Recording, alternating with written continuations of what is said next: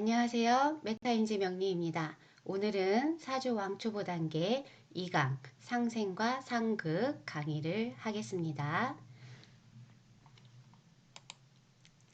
메타인지 명리 3단계 학습법 1단계 사주 암기 비법 노트 2단계 사주 연습 노트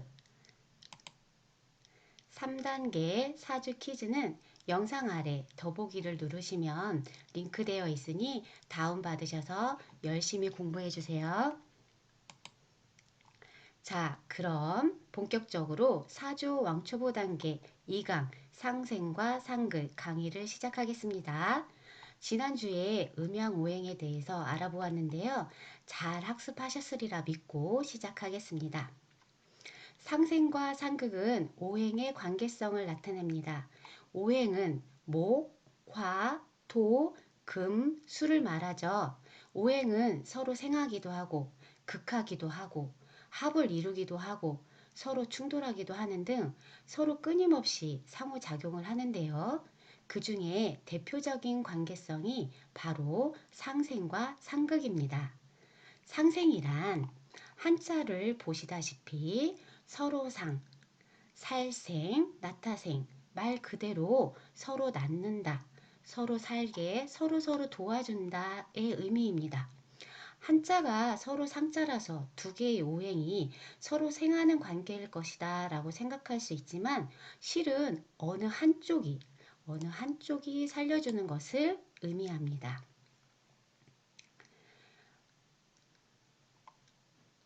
A라는 오행이 B를 생한다면 B는 A의 기운을 받아 더욱 왕성해지는 것을 의미합니다. 한쪽이 살려주고 더욱 왕성해지는 것이 상생입니다. 상극이란 한자로 서로상, 이길 극, 한자로 말 그대로 서로 이기고 제어한다는 뜻입니다. 이것도 한자가 서로 상자라서 상생과 마찬가지로 두 개의 오행이 서로 극하는 관계일 것이다 생각할 수 있지만 실은 어느 한 오행이 다른 한 오행을 일방적으로 극하는 것입니다. A라는 오행이 B를 극한다면 B는 A의 제어를 받아서 위축되는 것을 말합니다. 이것을 상극이라고 말할 수 있습니다. 그럼 먼저 오행의 상생을 알아보겠습니다. 오행은 서로 생하는 관계성이 있는데요. 나무가 불을 생하고 불은 흙을 생하고 흙은 금을 생하고 금은 수를 생하고 수는 목을 생하고 다시 이 목이 화를 생하고 이처럼 서로가 생으로 연결되어 있어 상생이라고 합니다. 상생은 이처럼 5가지 기운이 서로 생한다는 것을 의미합니다. 목이 화를 생하는 것을 목생화, 불이 흙을 생하는 것을 화생토, 토가 금을 생하는 것을 토생금, 금이 수를 생하는 것을 금생수, 수가 목을 생하는 것을 수생목이라고 합니다. 이렇게 상생은 5가지 기운이 서로 자연스럽게 순환이 이루어집니다.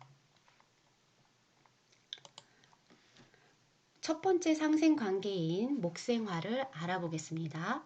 목이 불을 생한다는 의미입니다. 목생화는 목이 불을 생한다. 우리가 알고 있듯이 불이 잘 타고 활활 타오르려면 나무가 필요하겠죠. 장작을 넣어주면 불이 잘 살고 활활 타오릅니다. 바로 나무는 자신을 태워 불을 살리는 거죠. 그래서 목과 화의 관계성은 목생화이고 뜻은 나무는 자신을 태워 불을 살린다입니다. 두 번째 상생 관계는 화생토입니다. 화가 토를 생한다는 의미입니다. 불은 다 타고 재가 되어 다시 흙으로 돌아가 흙을 만듭니다.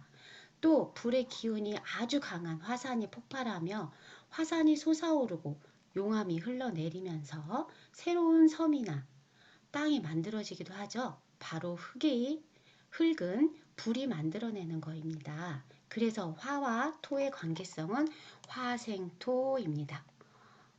불이 다 타면 재가 되어 흙으로 돌아간다의 의미입니다. 세 번째 상생관계는 토생금입니다. 토가 금을 생한다는 의미입니다. 금은 새나 바위 또는 보석 등을 의미합니다. 바위나 다이아몬드 같은 보석은 흙 속에서 만들어지죠. 철이나 많은 광물도 흙 속에서 만들어집니다. 바로 흙이 금을 만들어내는 것입니다. 그래서 토와 금의 관계성은 토생금입니다. 뜻은 흙 속에서 바위와 금속 또는 보석이 생산된다 입니다. 네 번째 상생관계는 금생수입니다. 금이 수를 생한다는 의미입니다. 우리가 지하 안반수라는 말을 많이 들어봤죠? 안반수로 만든 생수도 시중에 많이 팔리고 있습니다. 안반수를 떠올리시면 쉽게 이해가 될 것입니다. 바위 사이에서 물이 만들어집니다. 그래서 금과 수의 관계성은 금생수입니다. 바위 속에서 물이 나온다 라는 의미입니다. 다섯 번째 상생관계는 수생목입니다. 수가 목을 생한다는 의미입니다. 이건 너무나 쉽게 이해할 수 있죠? 나무가 잘 자라려면 물을 잘 줘야 합니다. 나무가 잘 자라려면 물이 필요합니다. 그래서 수와 목의 관계성은 수생목입니다. 수생목, 물은 나무를 자라게 한다의 의미입니다. 오행의 상생을 정리해보면 다음과 같습니다. 목이 화를 생하는 목생화, 화가 토를 생하는 화생토, 토가 금을 생하는 토생금, 금이 수를 생하는 금생수, 수가 목을 생하는 수생목, 다시 나무가 불을 생하는 목생화. 이처럼 서로가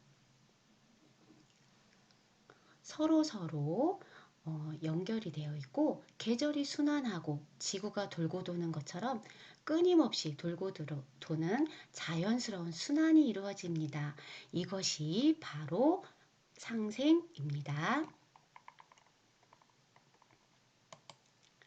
다음은 오행의 상극을 살펴보겠습니다. 상극은 오른쪽에서부터 시작합니다.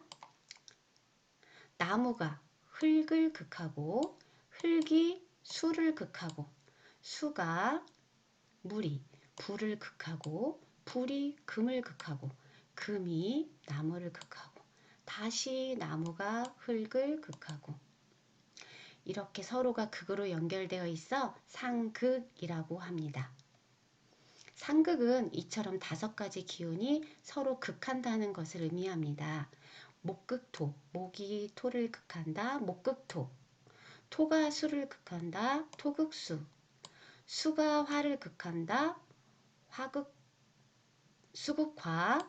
화가 금을 극한다, 화극금. 금이 목을 극한다, 금극목입니다. 이것도 자연스러운 순환이 이루어지게 됩니다. 첫 번째 상극인 목극토를 알아보겠습니다. 나무가 흙을 제어한다는 의미입니다.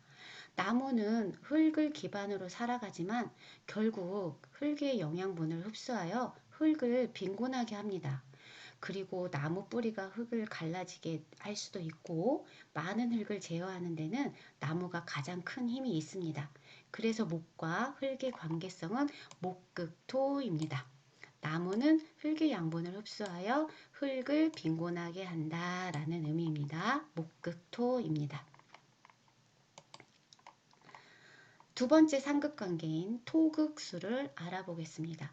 흙이 물을 제어한다는 의미입니다.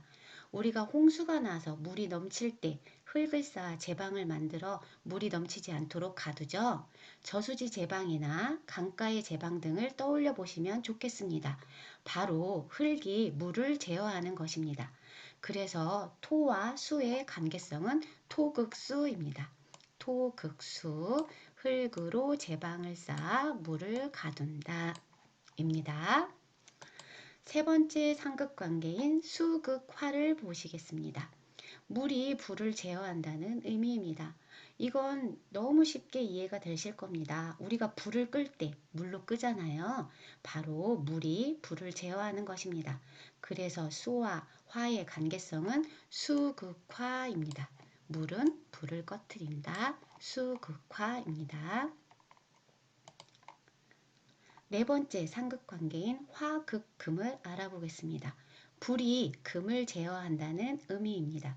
포항제철소의 용광로를 떠올려 보시면 이해가 쉽게 되실 겁니다. 용광로의 뜨거운 불이 단단한 쇠를 녹입니다. 불에 쇠가 녹아 형체가 없어지고 단단함이 물러지죠.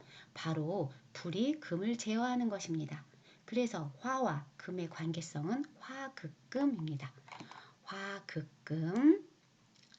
여기 오타가 났네요. 이 화가 불화로 바꿔야 됩니다. 불화. 죄송합니다. 뜨거운 불이 새나 바위를 녹인다는 의미입니다. 다섯 번째 상극관계인 금극목을 보겠습니다. 금이 목을 제어한다는 의미입니다. 나무를 자를 때 쇠로 만든 도끼로 자르죠. 요즘은 전기톱을 이용하고요. 전기톱도 새로 만들어졌습니다. 바로 금이 나무를 제어한다는 것입니다. 그래서 금과 목의 관계성은 금극목입니다. 금극목, 쇠도끼가 나무를 자른다. 금극목입니다. 오행의 상극을 정리해보면 다음과 같습니다. 목이 토를 제어한다. 목극토. 토가 수를 극한다. 토극수. 그 다음에 수가 불을 극한다. 수극화. 불이 금을 제어한다. 화극금. 금이 목을 제어한다. 금극목. 다시 목이 토를 제어한다. 이 관계를 나타낸 그림입니다. 마치 이 관계가 별표처럼 보이네요. 이처럼 상극도 상생처럼 끊임없이 돌고 도는 자연스러운 순환이 이루어집니다. 상생과 상극을 하나의 그림으로 정리하면 다음과 같습니다. 뭔가 균형 있고 조화롭고 아름다운 그림 같지 않습니까? 자연의 순환, 계절의 순환, 생로병사의 이치처럼 목화, 토, 금수, 오행은 상생과 상극의 작용을 끊임없이 반복합니다. 극과 생은 서로 조화를 이루며 공존하는 관계입니다. 이 부분은 상생이고요. 상생. 이 부분은 상극입니다. 상생과 상극이 공존하는 조화를 이루는 관계입니다. 이 표를 머릿속에 이미지화 하셔서 기억하시면 상생과 상극을 떠올리시는데 도움이 크게 될 것입니다. 상생과 상극에 대한 오해를 많이 하시는데요. 상생은 도와주고 왕성하게 해주는 것이니까 무조건 좋은 것이다. 상극은 제어하고 억압하기 때문에 무조건 나쁜 것이다. 라고 생각할 수 있습니다. 그러나 절대 그렇지 않습니다. 상생이 무조건 좋은 것도 상극이 무조건 나쁜 것도 아닙니다. 명리학은 조화와 균형을 강조합니다. 균형을 이루어야 사주가 좋은 사주예요. 예를 들어 사주에 물이 너무 많은 사람이 있다고 생각해보면 그 사람한테 물을 더 많이 생해주면 그 사람은 사주가 홍수가 나는 형상이 됩니다. 그러면 그 사람의 사주는 너무 안 좋고 힘든 쪽으로 흘러가게 되겠죠. 이 경우엔 생보다는 그 많은 물을 흙으로 제어해주는 극이 있어야, 상극이 있어야 좋은 사주의 흐름으로 가게 됩니다. 또 다른 예를 들면 사주의 불기운이 너무 왕성해서 나무가 다 타고 흙이 메말라가는 사주가 있다고 생각해 보세요.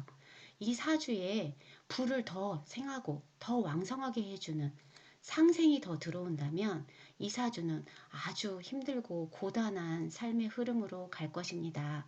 이때는 불기운을 상생해 주는 것보다는 불을 잠재워주고 불을 꺼주고 제어해 줄 수 있는 물로 상극을 해줘야 좋은 사주의 흐름이 되는 것입니다. 이렇듯 명리학은 생이 너무 넘치지도 않게 제어를 해줘야 하고 또 강한 제어로 너무 힘을 잃지 않도록 적절히 생을 해주어야 하는 균형과 조화를 강조하는 그 조화와 균형이 핵심 철학인 학문이 바로 명리학입니다. 상생과 상극의 응용을 보시겠습니다. 상생과 상극의 작용을 쉽게 외우기 위해서 하나의 표로 정리해 두었습니다. 이 표는 정말 툭 치면 툭 나올 정도로 암기를 하셔야 됩니다. 목을 기준으로 보시겠습니다. 내가 생하는 오행, 목이 생하는 오행은 화입니다. 나를 생하는 오행, 목을 생하는 오행을 말합니다. 바로 수입니다. 수생목. 내가 극하는 오행, 목이 극하는 오행을 말합니다. 목극토, 바로 토입니다. 나를 극하는 오행, 목을 극하는 오행을 말합니다. 금극목입니다. 이렇게 외워두시면 좋겠습니다.